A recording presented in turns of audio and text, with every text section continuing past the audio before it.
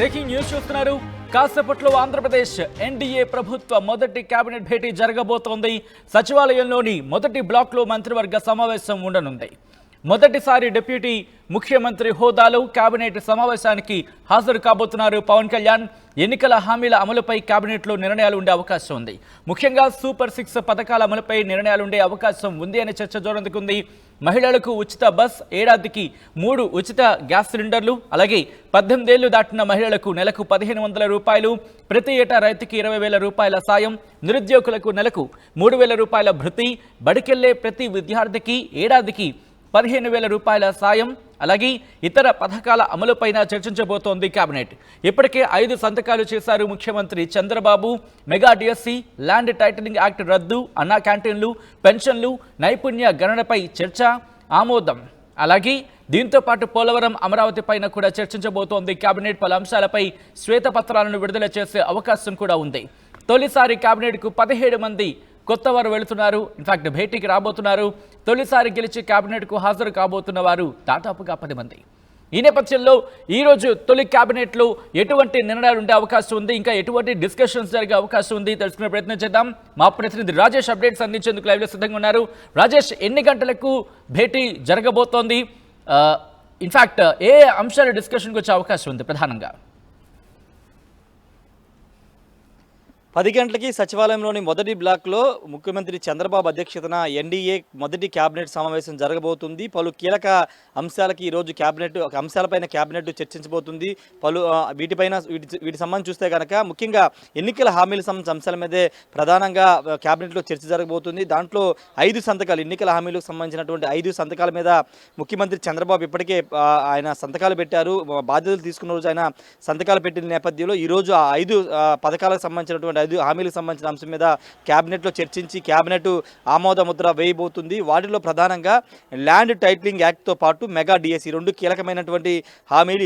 ఈ రెండింటితో పాటు తర్వాత అన్నా క్యాంటీన్లు, అదేవిధంగా నైపుణ్యాభివృద్ధికి సంబంధించినటువంటి అంశానికి సంబంధించి, అదేవిధంగా పెన్షన్ పెంపు, ఈ 5కు సంబంధించినటువంటి పథకాలకు సంబంధించిన అంశం మీద కేబినెట్ ఆమోద ముద్ర వేయబోతుంది. ఎందుకంటే వీటిలో మొదటిది వచ్చే నెల అంటే జూలై 1 నుంచి అమలు చేయాల్సినటువంటి పెన్షన్ సంబంధించినటువంటి నిధుల విడుదల కూడా కేబినెట్ ఆమోదం తెలబోతుంది. ఇప్పటికే 10,000 కోట్ల వరకు ఈ పెన్షన్లకు సంబంధించి కానీ లేకపోతే ఇతర అంశాలకు సంబంధించినటువంటి నిధులు అవసరమవుతాయని భావిస్తున్న నేపథ్యంలో వాటికి ఆమోదం కూడా కేబినెట్ తెలబోతుంది. వాటితో పాటు ఇతర మెగా డిఎస్సికి కూడా కేబినెట్ ఆమోదం తెలబోతుంది. ఇక ల్యాండ్ టైటిలింగ్ యాక్ట్ అనేది ఎన్నికల ముందు ప్రతి సభలోనూ చంద్రబాబు చెప్పారు, అధికారంలోకి వస్తే రద్దు చేస్తామని చెప్పారు. అధికారంలోకి వచ్చిన తర్వాత 2వ సంతకం దాని మీద చేశారు.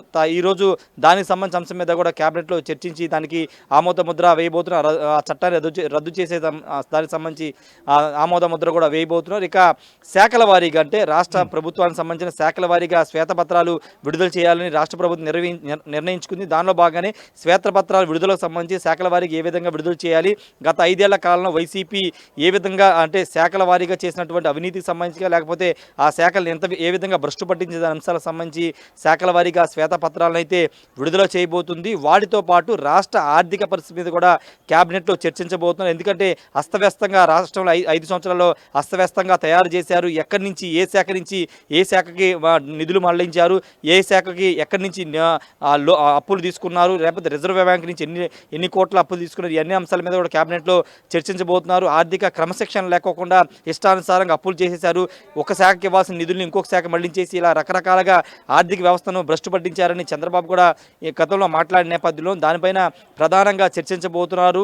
వాటితో పాటు కీలకమైన ఆంధ్రప్రదేశ్కి కీలకమైనటువంటి పోలవరం, అమరావతి, ఈ 2 అంశాల మీద కూడా కేబినెట్లో చర్చించబోతున్నారు. ముఖ్యంగా అమరావతి నిర్మాణానికి సంబంధించి ఏ విధంగా అడుగులు ముందుకు వేయాల్సిన అవసరం ఉంది. ఎందుకంటే అమరావతి నిర్మాణానికి సంబంధించి కేంద్రం పెద్ద స్థాయిలో ఇప్పటికే నిధులు ఇచ్చింది కాబట్టి ఆ నిధులు గత ప్రభుత్వ హయాంలో వాటిని సంబంధించినటువంటి నిధులను దుర్వినియోగం చేశారనే ఒక ఆరోపణల నేపథ్యంలో వాటితో పాటు అమరావతికి డెవలప్మెంట్కి సంబంధించి నిధుల సమీకరణ అమరావతి ద్వారానే పుట్టించాలి. సెల్ఫ్ ఫైనాన్స్డ్ సిటీగా అమరావతి ఉండబోతుంది కాబట్టి అమరావతి ద్వారానే నిధులు జనరేట్ చేసుకుని అమరావతిని డెవలప్ చేయాలని నిర్ణయించుకున్నారు. కాబట్టి దాని మీద ఈరోజు కేబినెట్లో చర్చించబోతున్నారు. ఇక పోలవరం ప్రాజెక్టుకి సంబంధించిన అంశం మీద కూడా కేబినెట్లో చర్చించబోతున్నారు. ముఖ్యంగా పోలవరం ప్రాజెక్టుకి సంబంధించి గత 5 ఏళ్లలో రివర్స్ టెండరింగ్ పేరుతో రాష్ట్ర ప్రభుత్వం వెనక్కి నెట్టేసింది. 2019 నాటికి 72% పోలవరం నిర్మాణం పూర్తి చేస్తే అయితే 5 ఏళ్లలో కేవలం 5% మాత్రమే పూర్తి చేశారని తెలుగుదేశం పార్టీ కానీ కూటమి నేతలు విమర్శలు చేస్తున్న నేపథ్యంలో ఇప్పుడు పోలవరం ప్రాజెక్టు పూర్తి చేయాలని ఇంకా కనీసం 4 సంవత్సరాలు పడుతుందని ఇప్పటికే చంద్రబాబు ప్రకటించారు. కాబట్టి ఆ పోలవరం ప్రాజెక్టుని ఎంత త్వరితగతిన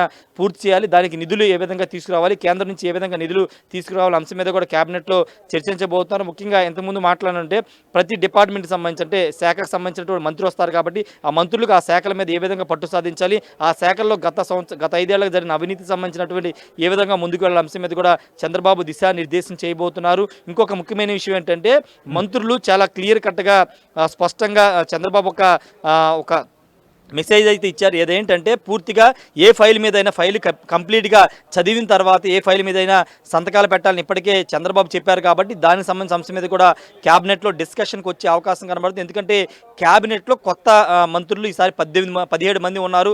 అందులో 10 మంది కొత్తగా మొదటిసారి ఎమ్మెల్యేగా అయిన వారు 10 మంది మంత్రులు ఉన్నారు. కాబట్టి వాళ్ళకి కొంత పాలన మీద అంత పట్టు ఉండదు. కాబట్టి ఏదైనా డిసిషన్ పాలసీ మేకింగ్ తీసుకున్నప్పుడు ఖచ్చితంగా 1-2 సార్లు చూసుకుని ఫైల్ మీద సంతకం చేయాలని ఇప్పటికే చంద్రబాబు చెప్పారు. ఆ అంశం మీద కూడా చంద్రబాబు మంత్రులందరూ కూడా దిశానిర్దేశం అయితే చేయబోతున్నారు. వీటి తర్వాత పొలిటికల్ అంశాల మీద కూడా చంద్రబాబు మాట్లాడే అవకాశం కనబడింది. ఎందుకంటే వైసీపీ ఆఫీసులను చూసే మనం రాష్ట్ర వ్యాప్తంగా వైసీపీ కార్యాలయాల కోసం ప్రభుత్వ భూమిని ఏ విధంగా బదలాయించుకుని అక్రమంగా నిర్మాణాలు చేస్తున్న అంశం మీద కూడా పెద్ద ఎత్తున డిస్కషన్ జరుగుతున్న నేపథ్యంలో వాటి మీద పొలిటికల్గా మంత్రులు ఎంతవరకు మాట్లాడాలి, ఎంతవరకు బౌండరీస్ దాటి మాట్లాడుకొని ఉండాలనే దానిపైన కూడా చంద్రబాబు మంత్రులకి దిశానిర్దేశం అయితే చేయబోతున్నారు. Sachin, at the same time Pawan Kalyan ఎందుకంటే మొదటిసారి డిప్యూటీ ముఖ్యమంత్రి హోదాలో భేటీకి హాజరు కాబోతున్నారు. కాబట్టి ఇటు పవన్ కళ్యాణ్ నుంచి కూడా కొన్ని అంశాలు ప్రస్తావించే అవకాశం ఉంది అనే చర్చ జోరందుకుంది. ఎటువంటి అంశాలు ప్రధానంగా చర్చకు వచ్చే అవకాశం కనిపిస్తోంది భేటీలో? ఖచ్చితంగా డిప్యూటీ సీఎంగా 5 శాఖల మంత్రిగా పవన్ కళ్యాణ్కి తగిన ప్రాధాన్యత ఉంటుంది. అయితే ధన శాఖకు సంబంధించి కూడా ఆయన కూడా మంత్రిగా కొత్త కాబట్టి ఆయనకు సంబంధించిన అంశాలు కూడా చంద్రబాబు ఏదైనా సూచనలు చేసే అవకాశం కనబడుతుంది. పొలిటికల్గా కానీ లేకపోతే శాఖల పరంగా జనసేన పార్టీ నుంచి 2 మంత్రులు ఉన్నారు కాబట్టి వాళ్ళు కూడా సూచనలు చేసే అవకాశం ఉంది. బాధ్యతగా పనిచేయాలి. 5 ఏళ్ళు ఈ రాక్షస పాలన అంతకుముందు నుంచి ప్రజలు మనకు మంచి పాలన ఇచ్చారు కాబట్టి ఆ మంచిని నిలబెట్టుకోవాలి, ఆ బాధ్యతను నిలబెట్టుకోవాలని కూడా చంద్రబాబు కానీ పవన్ కళ్యాణ్ కానీ చెప్పే అవకాశం అయితే కనబడుతుంది. మొదటిసారి ఈరోజు క్యాబినెట్లో పవన్ కళ్యాణ్ కూడా అటెండ్ కాబోతున్నారు. జనసేన పార్టీకి సంబంధించిన 2 మంత్రులు పవన్ కళ్యాణ్తో కలిపి మొత్తం 3 మంత్రులు ఉన్న నేపథ్యంలో వాళ్ళు కూడా ఈ క్యాబినెట్లో పాల్గొంటారు. కాబట్టి దానికి సంబంధించిన అంశాలను కూడా పవన్ కళ్యాణ్ ఏదైనా బ్రీఫ్ చేసే అవకాశం కనబడుతుంది. ముందుగా చంద్రబాబు నాయుడు మంత్రులు బ్రీఫ్ చేసే అవకాశం కనబడుతుంది. తర్వాత పవన్ కళ్యాణ్ కూడా ఏదైనా మంత్రులకి సూచనలు సలహాలు కూడా ఇచ్చే అవకాశం ఉంది. Sachin, right Rajesh, thanks for the update. మొత్తంగా అయితే మాత్రం మరి కాసేపట్లో ఆంధ్రప్రదేశ్లో ఎన్డీఏ ప్రభుత్వం మొదటి కేబినెట్ భేటీ ప్రారంభం కాబోతోంది. సచివాలయంలోని మొదటి బ్లాక్లో మంత్రివర్గ సమావేశం ఉండబోతోంది. మొదటిసారి డిప్యూటీ ముఖ్యమంత్రి హోదాలో కేబినెట్ సమావేశానికి హాజరు కాబోతున్నారు పవన్ కళ్యాణ్. ఎన్నికల హామీల అమలుపై కేబినెట్లో నిర్ణయాలు తీసుకునే అవకాశం ఉంది. దాంతోపాటు సూపర్ 6 పథకాల అమలుపై నిర్ణయాలు ఉండే ఛాన్స్ ఉంది.